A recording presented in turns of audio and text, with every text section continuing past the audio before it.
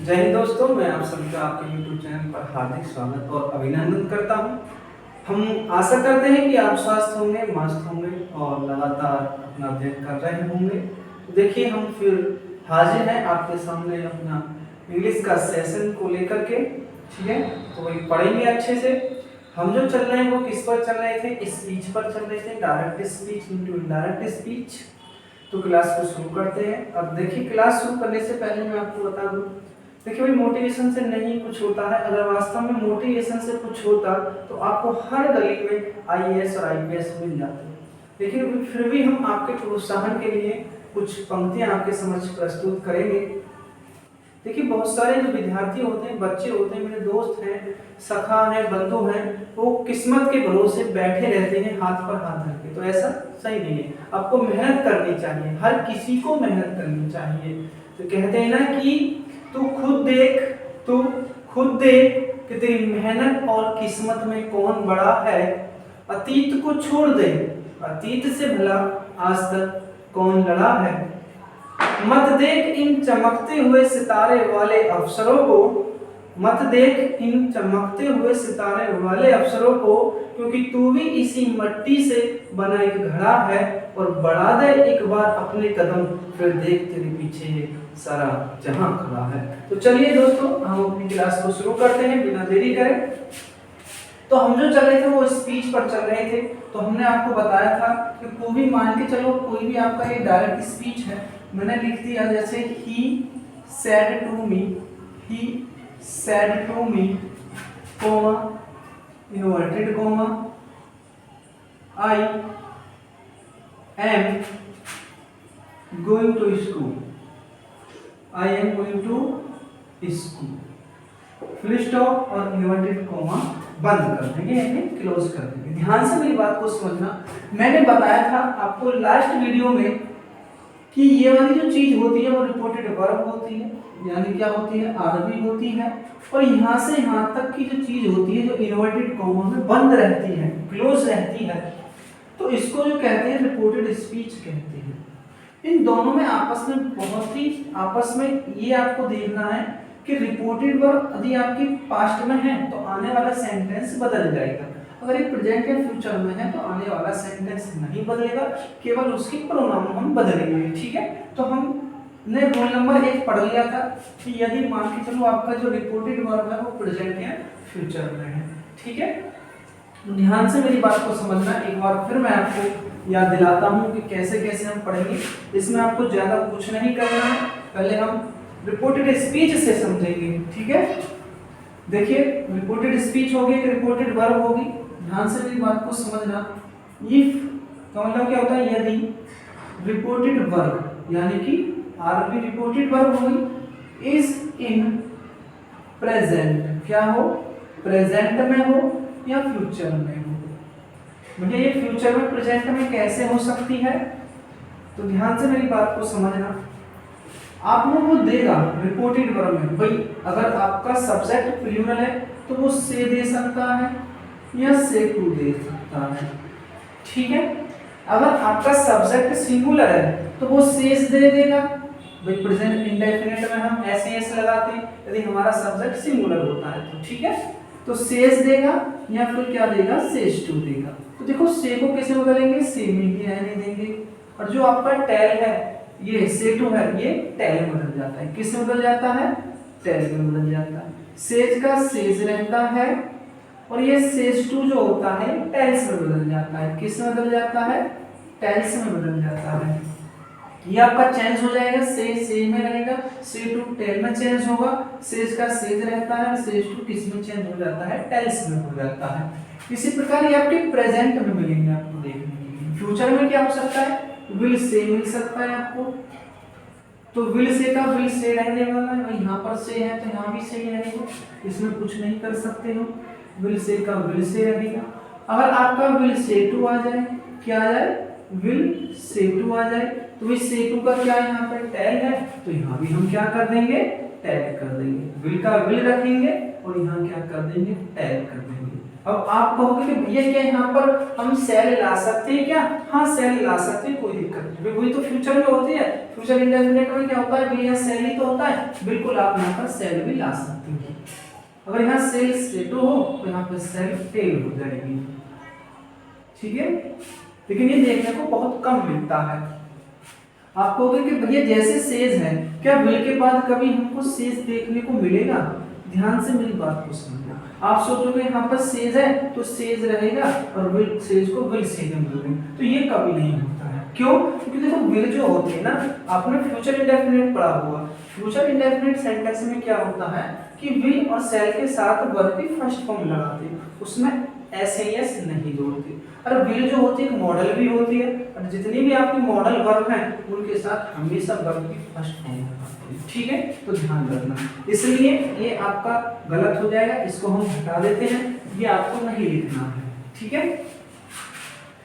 Reported verb पहचानने का तरीका क्या है कि आपको रिपोर्टेड वर्ब में ये सारी चीजें मिल जाएंगी, तो समझ लो भाई ये वाली मिलेंगी तो प्रेजेंट में हो, ये किस में है सारी की सारी, आप हो गए प्रेजेंट में हो। ये सारी की सारी जो हमने लिखी है किस में मिलेगी आपको? फ्यूचर में मिलने वाली है। किस में मिलने वाली है? फ्यूचर में मिलने वाली है। बात समझ में? तो हम आपको एक एग्जांपल बताएंगे, ध्यान से मेरी बात को समझना।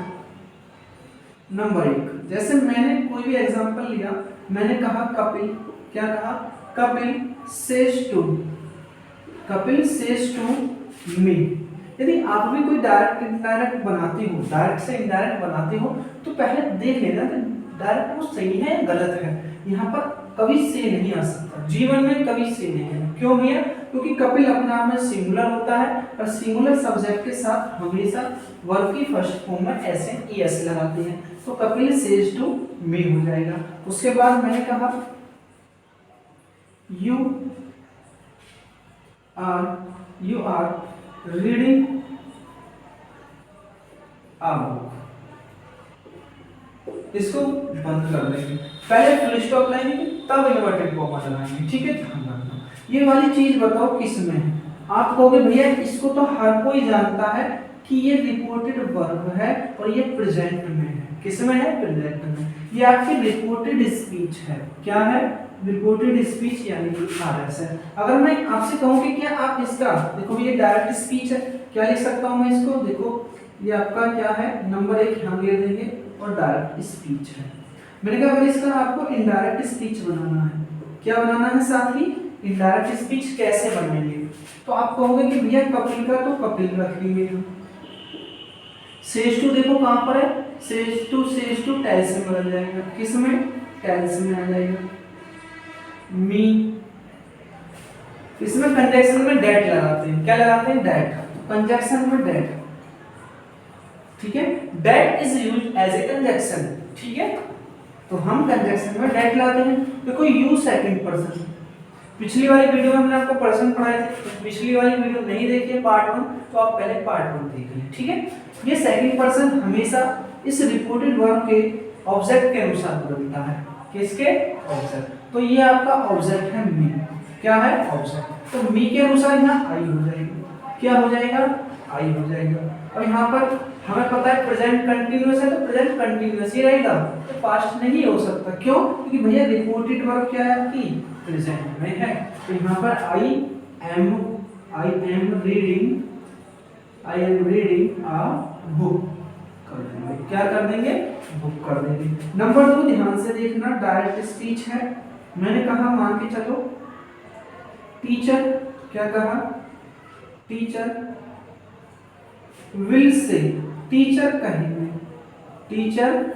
कहेंगे comma inverted comma I am busy now. मेरी बात को ध्यान से समझना प्यारे साथी, इसको देखो, ये रिपोर्टेड वर्ब है, फ्यूचर में है, तो सीधे से बनाएंगे इसका इनडायरेक्ट स्पीच। इनडायरेक्ट स्पीच बनाते समय टीचर का टीचर रखेंगे, और ये जो आपका विल है, विल का विल और से का से, देखो ना विल से का विल से है, अभी बताया हमने आपको, तो विल से का विल से रहेगा। बात यहाँ तक क्लियर है? किसी को कोई परहेज तो नहीं है? नहीं है। कंजक्शन में क्या लगाएंगे? दैट लगाएंगे। कंजक्शन में डेट। ये देखो फर्स्ट पर्सन होता है, आई क्या होता है, फर्स्ट पर्सन होता है। ये हमेशा रिपोर्टेड वर्ब के सब्जेक्ट के अनुसार बदलता है। तो आपका ये देखो रिपोर्टेड वर्ब है, सब्जेक्ट कौन सा होगा, ये रहा आपका सब्जेक्ट। तो टीचर के अनुसार यहाँ पे ही ले आएंगे, क्या ले आएंगे, ही। हमेशा ध्यान रखना, एक टीचर है तो यहाँ क्या ले आएंगे, ही लेकर के आएंगे।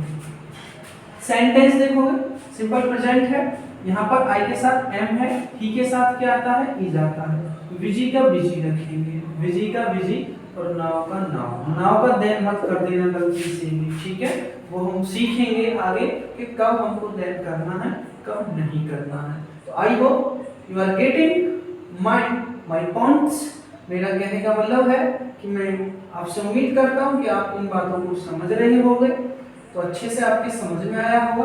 देखो आराम से समझना, बिल्कुल भी आपको लोड नहीं लेना है, परेशान नहीं होना है, एकदम स्वतंत्र होकर आराम से पढ़ना है, ठीक है।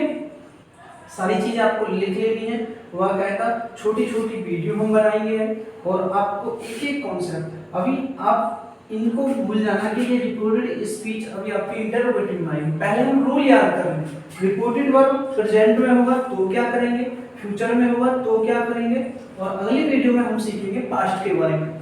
जैसे हमारे रूल खत्म हो जाएंगे फिर हम रिपोर्टेड स्पीच पर आ जाएंगे।